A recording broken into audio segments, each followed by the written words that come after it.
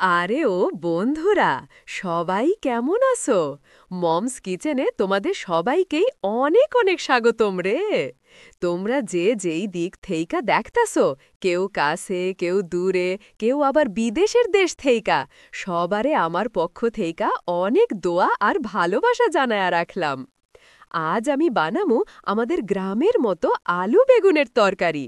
এইটা কিন্তু একদম আদা রসুন ছাড়া গাঁওয়ালার স্টাইলে সামান্য উপকরণে মজা মজা করা।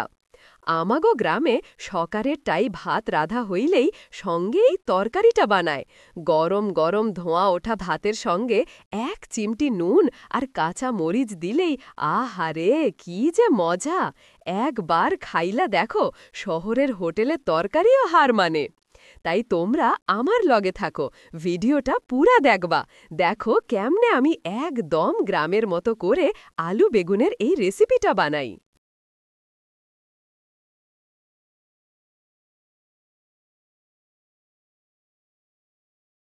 আচ্ছা বন্ধুরা, গ্যাসটা আমি অন কইরা দিছি।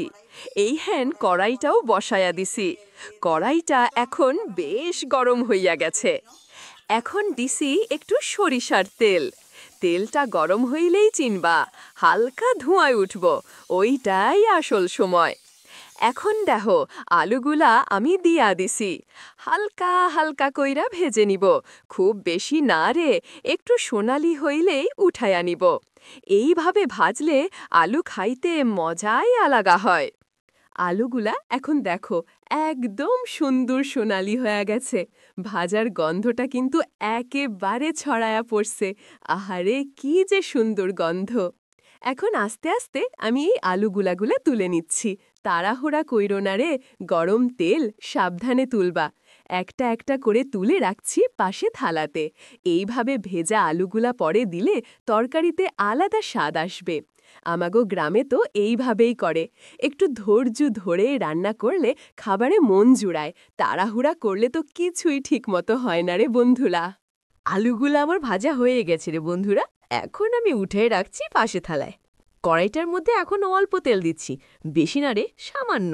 কারণ তেল বেশি হইলে বেগুন গিলে নিবে সব। এবার দেখো আমি কিন্তু আদা রসুন কিচ্ছুই দিচ্ছি না। আমাগো গ্রামের রান্না কিন্তু এইভাবেই হয়। সাজের জাদু আসে সরিষা, মৌরি আর জিরা থেকা। এখানে আমার সামনে আছে সাদা জিরা, কালো জিরা, মৌরি আর সরিষা।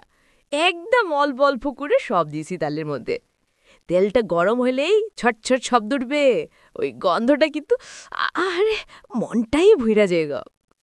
এখন আমি ওই মশলাগুলো সামান্য বাইজে নিচ্ছি। বেশি ভাজলে পড়া যাবে, তাই চোখে চোখে রাখ দিছি। এইবার দেখো, আমি বেগুনটা কাটি কাটি করে ডুমা করে রাখছি। এখন এই বেগুনগুলো দিয়ে দিচ্ছি কড়াইটার মধ্যে। হালকা হালকা করে ভাজতেছি, একদম কোমল হাতে, বেশি নাড়লে বেগুন গুলে যাইব।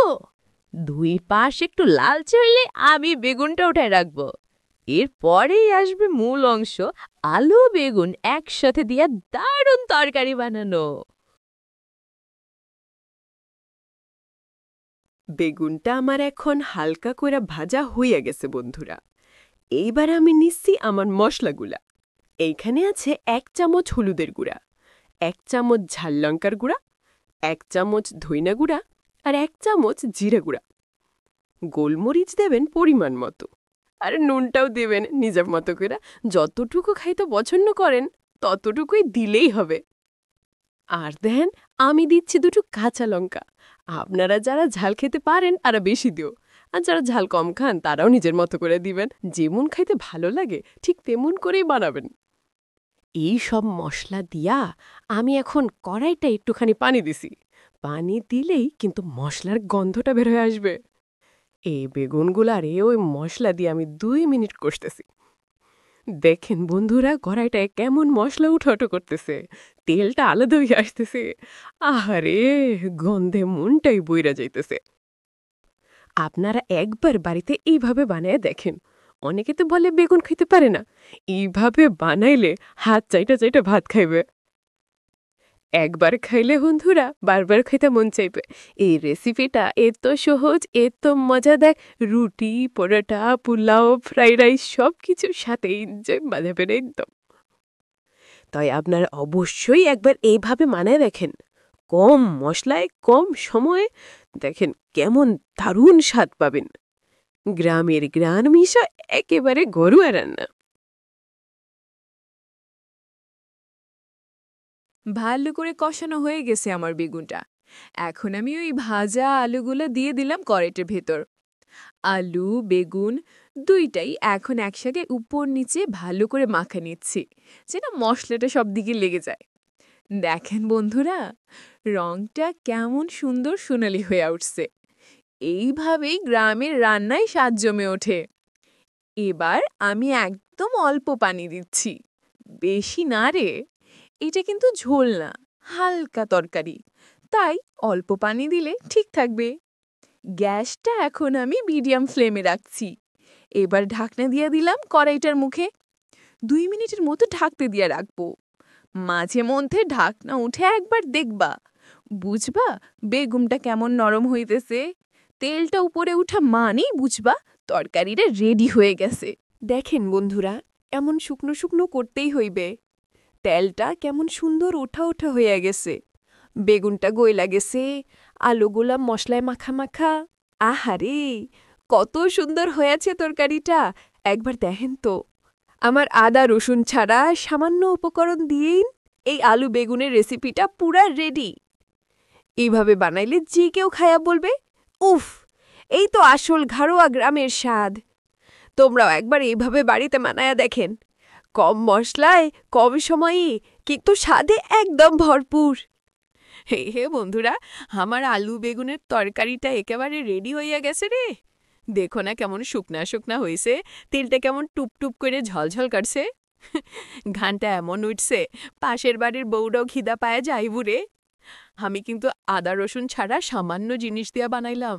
তোমরাও একবার বাড়িতে বানালে দেখো, একবার খাইলি ভাতে থালা চাইটা খাইবারে ভাই। ভিডিওটা যদি তোমারও ভালো লাগে, একটুকু লাইক করো রে, একটু কমেন্ট করো, আর আপনজনদের লগে শেয়ার করো রে ভাই সব। আর আমার রান্নার ঘরটা যেন আরও বড় হয়, তাই চ্যানেলটা সাবস্ক্রাইব করে রাখো রে ভাই সব। তোমরা কও তো পরের বার আমি কোন তরকারি বানামু, নিচে মন্তব্য কইয়া দিও ভাই সব। সবাই ভালো থাইকো, হাসি খুশি থাইকো। আল্লাহ হাফেজ বন্ধুরা।